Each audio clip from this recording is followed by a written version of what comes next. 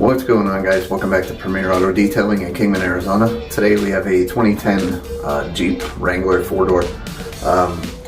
Customer wanted a paint enhancement package, and today I'm going to show you guys how I use the most common one that I use for this is a yellow DA Fine Rupes pad along with Blackfire all-in-one. I've had really good results. I would say probably 9 out of 10 of the paint enhancements that I do, this is what I end up using. So let's go ahead and take a look. As you can see, guys, lots of swirls, scratches, all kinds of paint imperfections. I'm not going to do a full correction on this. We're just going to be doing a paint enhancement. It's basically a compound and polish and synthetic sealant all-in-one. It's made by Blackfire. It's their AIO all-in-one.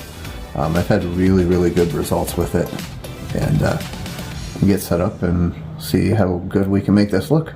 Okay, so we're going to start with spreading our compound around. I've already primed the pad and everything, so just set your speed down to about 1.5. On the flex it goes up to a speed 6. After you've got it all spread around, you can go ahead and crank up the speed. I usually am around somewhere around 5 to 5.5. Then you want to go left and right, and after you've done your whole section left and right, then go up and down. Usually make about 3 passes, maybe 4. It depends on how the compound's looking and how the paint's reacting to what we're doing. You also want to make sure that you go about 50% of your pad overlaps the last pass that you did. So you're kind of hitting the same areas twice. That's the normal traditional way that you would use a polisher. I don't always do it that way. You can't go wrong with doing it. Light pressure, multiple passes, slow arm movement. What you'll see here in the video is actually how I do it a lot more often.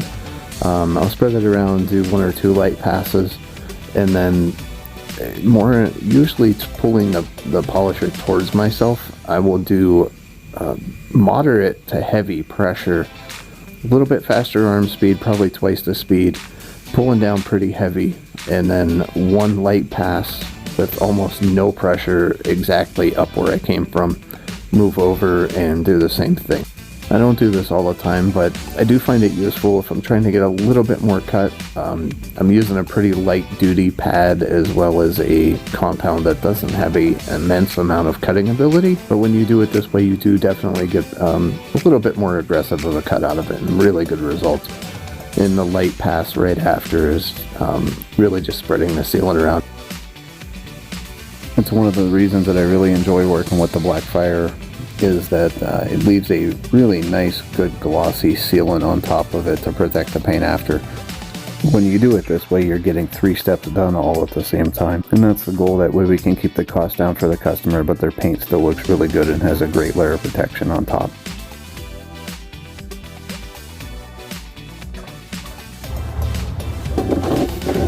Alright guys, let's see what we got. I said this is a single paint enhancement, so we're not going to get perfection, but you can see a very clear difference.